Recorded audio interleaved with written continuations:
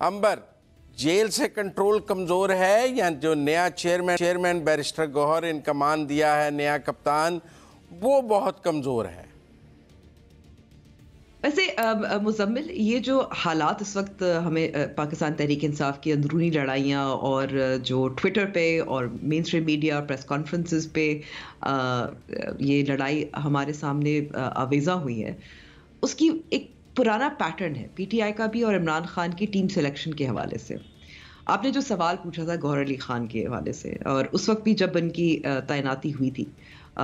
हम में मैं कहूँगी कि इतना इत्तेफाक तो था कि ये नए कमज़ोर हो सकते हैं और किस हद तक इनका कंट्रोल होगा। मेरा तो यही था कि ये डमी रहेंगे, क्योंकि इमरान खान इससे पहले भी जब चीफ मिनिस्टर्स का इंतखाब कर रहे थे तब भी वो डमी ही चाहते थे, क्योंकि he wanted to run things from, उस वक्त तो ज़ाहिर है वफाकी सतह पर, अब जेल से चलाना चाह रहे थे। उसका मसला ज़ाहिर ये हो जाता है कि अगर आप पार्टी में आपकी या तो लॉयल्टी ना हो या देरपा आप पार्टी में ना रहे हो या आपकी अथॉरिटी ना हो, और आपको पता है और सबको पाकिस्तान तहरीक इंसाफ के जो उम्मीदवार हैं, जो मेंबर्स हैं, उनको भी मालूम है कि फाइनल से इमरान खान है कि कुछ नहीं है, तो फिर वो उनके पास कितनी अथॉरिटी रह जाएगी? ख़ास तो नहीं रहेगी। और वो जब तनाज़ात खड़े हो जाते हैं, जब लड़ाइयाँ हो जाती हैं, जब प्रेशर बहुत होता है, जो इस वक्त में पता है पाकिस्तान तहरीक इंसाफ दबाव का शिकार है, तो फिर एक ज़ाहिर एक स्ट्रॉन्ग लीडर ही मामलात को कंट्रोल कर सकता है। तो एक तो ये साबित हुआ कि ये इमरान खान साहब का जो हमेशा अपने जो नेक्स्ट इन लाइन का इंतखाब होता है, वो डरते हैं एक स्ट्रॉन्ग लीडर से, डरते हैं किसी और को उनके ऊपर हावी होने से। तो ये तो एक पुराना पैटर्न। दूसरा पुराना पैटर्न मैं कहूँगी कि हमेशा दावेदार रहे हैं टीम सिलेक्शन के हवाले से, और मफादात की बुनियाद पर जो पुराने साथी थे उनको छोड़ भी दिया। अकबर एस बाबर एक मिसाल है, और भी बहुत सारी मिसालें हैं। तो ये इस वक्त जो वकला की टीम हावी हुई थी, क्योंकि ज़ाहिर है कानूनी मसाइल बहुत सारे थे, तो ये और बहुत सारे ज़ाहिर है इनके ऑन द रन थे या छोड़ गए थे पार्टी। तो ये जल्दबाजी में ये जो फैसला किया गया है कि वकला आगे आएंगे, वकला डोमिनेट करेंगे, उसका नुकसान भी होता है, क्योंकि वकला ज़ाहिर है उनकी अपनी ज़ाहिर है अपने करियर्स भी देख रहे हैं, वो अपने इनकी अगेन कितनी लॉयल्टी है पार्टी के साथ या अपने करियर के साथ या अपनी ज़ाती मैं कहूँगी सियासी करियर के साथ, वो भी फिर सवाल ये निशान बन जाता है। तो ऐसे मौके पर मैं कहूँगी कि अब आप एक और अगर मैं मवाजना कर लूँ कि दूसरी तरफ आप देखें कि कोई पाकिस्तान मुस्लिम लीग नवाज़ में भी मुश्किलात ज़रूर थी, लड़ाइयाँ थी टिकटों की तकसीम के हवाले से। बहुत सारे लोग जिनको लग रहा था, तलाल चौधरी में एक बहुत बड़ी मिसाल है, जिन्होंने कुर्बानियाँ दी पार्टी के लिए, उनको टिकट या रिवॉर्ड नहीं किया जा रहा था, लेकिन क्योंकि लीडरशिप मौजूद थी, तजर्बेकार थी, कुछ मामलात को हैंडल कर पाई थी। और इससे पहले भी ये एक किस्म का दबाव था पाकिस्तान मुस्लिम लीग नवाज़ पर, लेकिन इससे पहले भी आप देखें कि जब पार्टी के साथ जो मुश्किलात का सामना था, वो पार्टी छोड़े तो नहीं थे ना, उस मुश्किलात को गुजारा, ताकि उनको मालूम था कि जो लीडरशिप है पार्टी, जो क़यादत है, वो आके कुछ चीज़ें संभाल देंगी। तो मैं कहूँगी ये जो फ़र्क है उससे नज़र आता है कि ये जो एक स्ट्रैटेजी थी कि कमज़ोर आप चेयरपर्सन को उनका इंतखाब करवाएं, वकला की टीम को हावी रखें पुराने लोगों पे। अब यही खबरें आ रही है ना कि जो छुपे हुए हैं, जो ऑन द रन हैं, उनको या तो उनके साथ मुशावरत नहीं की गई थी या उनको नज़र में नहीं रखा गया था। तो जी, तो बस मैं ये कहना चाहती हूँ कि ये एक तो पुराना पैटर्न है, और दूसरा ज़ाहिर है जब मुश्किलात होती हैं तो फिर नहीं संभाल पाते रिमोटली। और मैं उस पर तो आई नहीं ना कि कौन असल तर्जुमान है, क्या अलीमा खान साहिबा हैं या उमैर नियाज़ी हैं या कोई और है। Over to you. ठीक, आमिर साहब, आप भी मुत्तफिक हैं अंबर से? मुझे लगता है कि जी वो हालात की वजह है ये लड़ाइयाँ, और वकला को देना गलत फैसला था।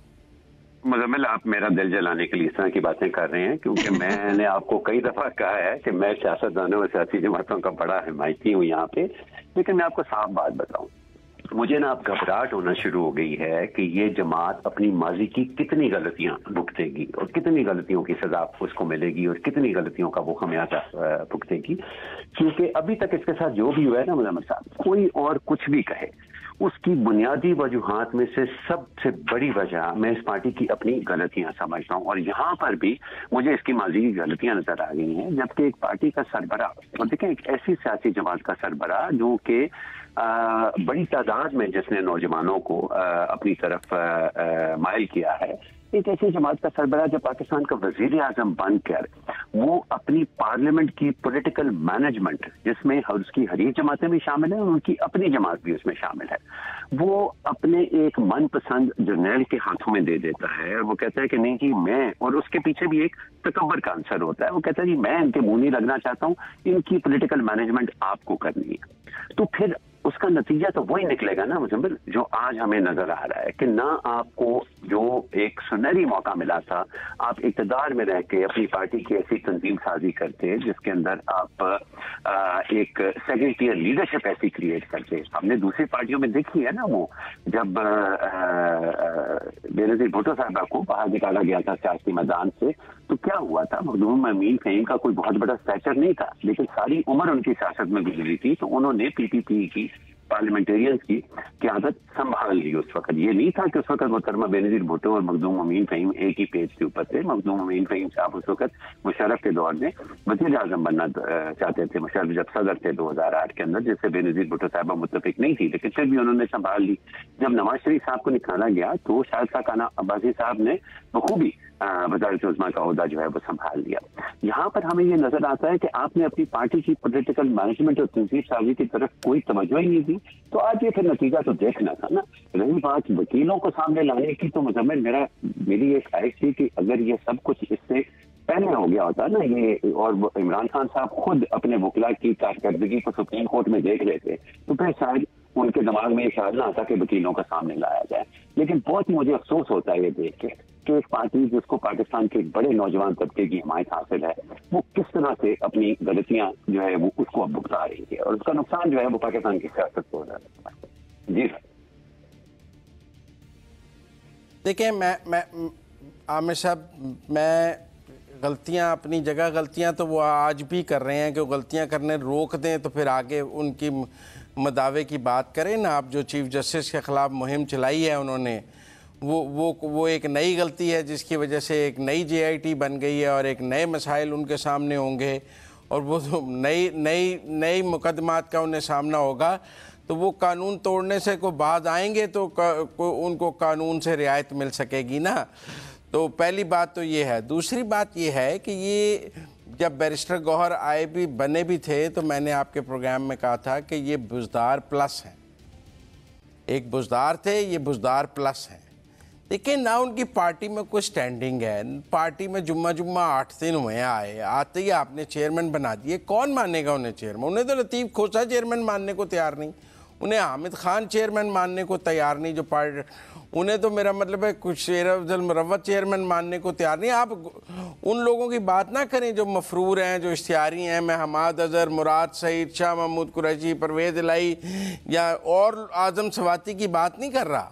میں ان کی بات کر رہا ہوں جو سکرین پہ موجود ہیں، جو اس وقت پی ٹی آئی کا فیس ہیں، شعیب شاہین ہیں، حامد خان ہیں۔ یہ لوگ کیا ماننے کو تیار ہیں ان کو دل سے بیرسٹر گوہر کو چیئرمین؟ ان کا جونیئر ہے۔ تو اگر آپ نے بنانا تھا تو پھر آپ حامد خان کو بنا لیتے، کم از کم پارٹی میں سینیورٹی تو موجود تھی، پہلے دن سے پارٹی میں موجود تو تھے۔